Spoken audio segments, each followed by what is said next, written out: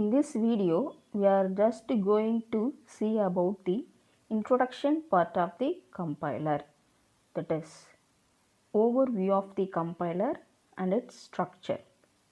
So கம்பைலர்னா என்ன, அதனுடைய பேசிக் ஸ்ட்ரக்சர் என்ன, அதில் என்னென்ன மாதிரியான பேசஸ் இருக்குது அப்படிங்கிறத இந்த வீடியோவில் நாம் பார்க்க போகிறோம். Let's move on to the session. So நம்ம உள்ளே போகலாம். So first, what is compiler? கம்பைலர்னா என்ன? So compiler is a computer program which translates our high level language, that is source, our source language, converts our source language into target language. So compiler அப்படிங்கிறது ஒரு software. அது நம்மளோட high level language. High level லாங்குவேஜ்னால் என்ன? That is நம்ம normal இங்கிலீஷில் write பண்ணக்கூடிய ஒரு ப்ரோக்ராமிங் கோடு. எக்ஸாம்பிள் C++, அந்த மாதிரி. ஸோ அந்த மாதிரி ஹை லெவல் லாங்குவேஜ் கோடை நம்ம எந்த ஒரு மிஷினில் நம்ம எடுத்துக்கிட்டாலும் அந்த மிஷினுக்கு தகுந்த மாதிரி கோடை கன்வெர்ட் பண்ணுற இன்டர்மீடியட் சாஃப்ட்வேர் தான் கம்பைலர். ஸோ அப்போ compiler is a computer program which translate our source language into target language. Okay, இப்போ கம்பைலர் அப்படிங்கிறது நம்மளோட ஹை லெவல் லாங்குவேஜை அப்படியே மிஷின் கோடாக கன்வெர்ட் பண்ணுறோம்னு சொல்கிறோம். So during that compilation process sometimes the error May occur. So நம்ம ஒரு ப்ரோக்ராம், இப்போ சியில் ஒரு ப்ரோக்ராம் நம்ம ரைட் பண்ணுறோம் அப்படின்னா அந்த டைமில் நான் எழுதின கோடை கம்பைல் பண்ணுவேன். கம்பைலேஷன் டைமில் இன்கேஸ் நம்ம ஏதாவது அதில் மிஸ்டேக் பண்ணியிருக்கோம், ஏதாவது ஒரு error, either syntax error or semantic error. Syntax error அப்படிங்கிறது இப்படி தான் இருக்கணும், அந்த கோடு இப்படி தான் இருக்கணும்னு ஒரு ரூல்ஸ் அண்ட் ரெகுலேஷன்ஸோடு இருக்கும். நம்ம அதை பிரேக் பண்ணுற மாதிரி சில கோட்ஸ் கொடுத்துருக்கோம் அப்படின்னா that will be called as a syntax error. So whereas semantic error அப்படிங்கிறது லாஜிக்கலாக நம்ம மிஸ்டேக் பண்ணியிருப்போம். that's not comes under syntax wise. அது சின்டாக்டிக் எரர் கிடையாது. சின்டாக்ஸ் வைஸ் அது கரெக்டாக தான் இருக்கும். ஆனால் மீனிங் வந்து பார்த்தோம் அப்படின்னா அதில் கம்ப்ளீட்டாக வேறு மாதிரி இருக்கும். நாம் எக்ஸ்பெக்ட் பண்ணதை தவிர்த்து அது வேறு ஏதாவது கொடுக்கும். ஸோ அந்த மாதிரி இருக்கிறது. ஸோ அப்போது கம்பைலரில் நம்ம டியூரிங் ட்ரான்ஸ்லேஷன் டைமில் கம்பைலேஷன் பண்ணும்போது ஹை லெவல்லேருந்து மிஷின் கோடு கன்வெர்ட் பண்ணுற டைமில் எல்லாமே எக்ஸாக்டாக இருந்தது, கரெக்டாக இருந்தது, சின்டாக்ஸ் வைஸ் கரெக்டாக இருக்குது, சிமாட்டிக்ஸ் வைஸ் கரெக்டாக இருந்தால் தான் அது மிஷின் கோடாக கன்வெர்ட் ஆகும். Or else it will raise an error message. இல்லை, யூசர் இந்த இடத்துல ஹை லெவல் கோடில் இந்த மிஸ்டேக் பண்ணியிருக்காங்க, இந்த லைனில் இந்த ரோவில் இந்த காலமில் அவங்க மிஸ்டேக் பண்ணியிருக்காங்க அப்படிங்கிறத அது இண்டிமேட் பண்ணும். ஸோ அப்போது கம்பைலரோட மெயின் ரோல் என்ன அப்படின்னு பார்த்தோம் அப்படின்னா, ஸோ ஃபர்ஸ்ட் அது ட்ரான்ஸ்லேஷன் ப்ராசஸ் பண்ணும், as well as it will handle the error part.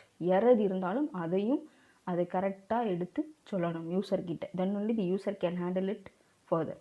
So அதுக்கப்புறம் அதை என்ன ஏதுன்னு ஹேண்டில் பண்ணி ஃபர்தராக அவங்க ப்ரொசீட் பண்ணி கொண்டு போக முடியும். So then next is structure. So ஒரு கம்பைலேஷன், ஒரு ஹை லெவல் கூட மிஷின் கூட கன்வெர்ட் பண்ணும்போது அந்த கம்பைலேஷன் டைமில் என்ன மாதிரியான ப்ராசஸ் உள்ள நடக்கும், என்ன மாதிரியான பேசஸ் எல்லாம் உள்ள, தட் இஸ் ஸ்டெப் பை ஸ்டெப்பாக எப்படி கம்பைலேஷன் நடக்கும் அப்படிங்கிறத நெக்ஸ்ட் பார்ப்போம். ஸோ ஃபர்ஸ்ட் ஒரு கம்பைலேஷன் அப்படின்னு எடுத்துட்டோன்னா நம்ம நார்மலாக 2 பார்ட்டாக பிடிக்கலாம். 2 பார்ட் என்னென்ன அப்படின்னு பார்த்தோன்னா, first one is analysis part and second one is synthesis part. So analysis பார்ட்னா என்ன? ஸோ அனாலிசிஸ் பார்ட் அப்படிங்கிறது so just breaks the source code into pieces.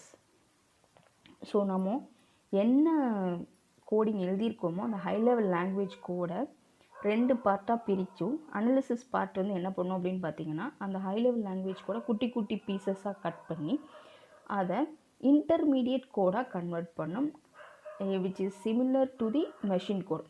Machine code மாதிரியே இருக்கிற நியரஸ்ட் கோடு அதான் வந்து என்ன சொல்லுவாங்கன்னா இன்டர்மீடியட் கோட் ரெப்ரசன்டேஷன் அப்படின்னு சொல்லுவாங்க. ஸோ அப்போ அனாலிசிஸ் பார்ட் வந்து அந்த வேலையை செய்யும். whereas synthesis part என்ன பண்ணும் அப்படின்னு பார்த்தோம்னா இந்த இன்டர்மீடியட் கோட் ரெப்ரசன்டேஷனை எடுத்து நார்மல் கோடாக ஜென்ரேட் பண்ணுறது synthesis part. Okay, it creates an equivalent target program from the intermediate representation.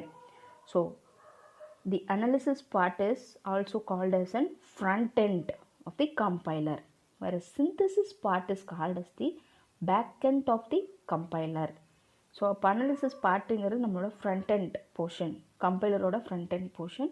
அதில் சிந்தசிஸ் பார்ட்டுங்கிறது பேக் எண்ட் போர்ஷன் அப்படின்னு சொல்லுவாங்க. ஸோ அப்போ நம்ம ஒரு கம்பைலேஷன் ப்ராசஸ் நடக்குது அப்படின்னா இந்த மாதிரி 2 பார்ட்டில் நம்ம அதோடைய ஓவரால் ப்ராசஸிங்கை சொல்லலாம்.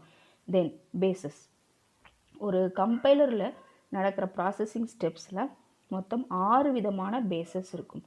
First is scanner. So scanning அப்படின்னா scanning or else lexical analysis part. So lexical analysis part என்ன பண்ணும் அப்படின்னு பார்த்தோம்னா நம்மளோட சோர்ஸ் கோடை எடுத்து அதை, that is source code in the sense sequence of characters. நம்ம ஹை லெவல் லாங்குவேஜில் இருக்கிற சோர்ஸ் கோடு சீக்வன்ஸ் ஆஃப் கேரக்டர்ஸாக இருக்கும்.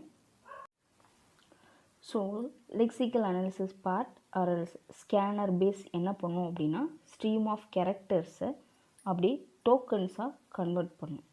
So tokens, what is the meaning of tokens?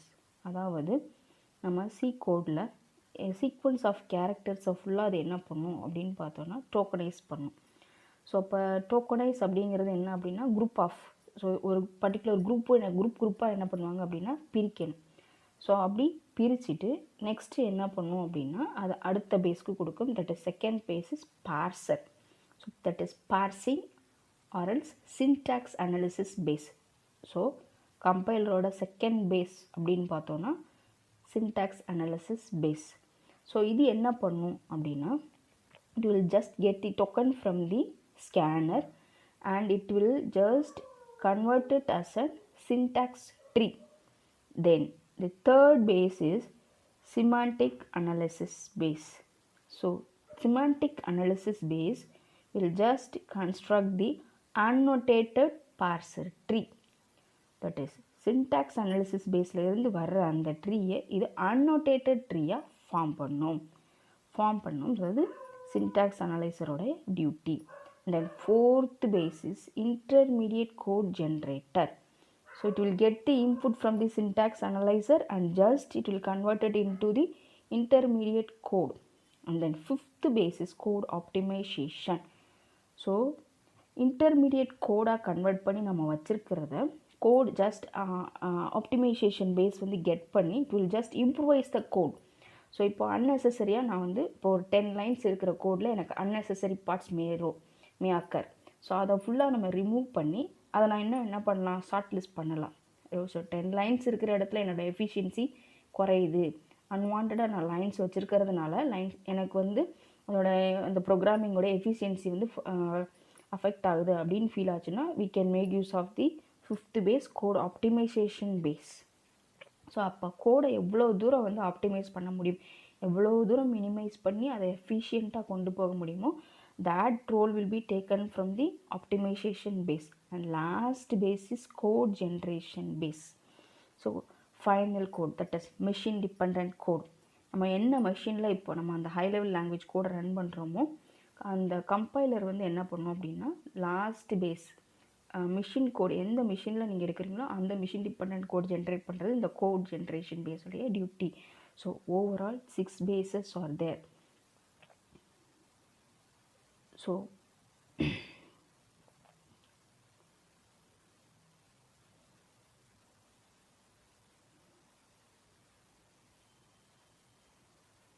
next is lexical analysis base. Just read a group of characters and it will make it as a group of tokens. So stream of tokens will be passed to the next base, that is syntax analysis base. So syntax analysis base is also known as a parser base or parsing. It will just produce the parser tree. So parser tree or else abstract syntax tree. So it will be used to check whether syntactically or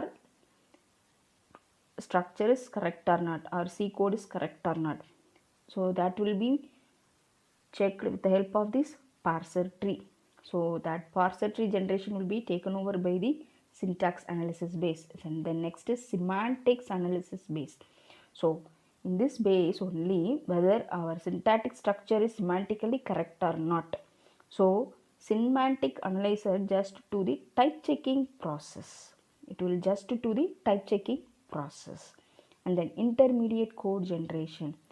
So it just take the input from the semantic analyzer and generate the intermediate code. So then intermediate code, in the sense it is a resemblance to our target code. It is more or less same to the machine code. And then so next base is code generation, that is code optimization. So code optimization, in the sense it will just improvise our code. So how it will be done?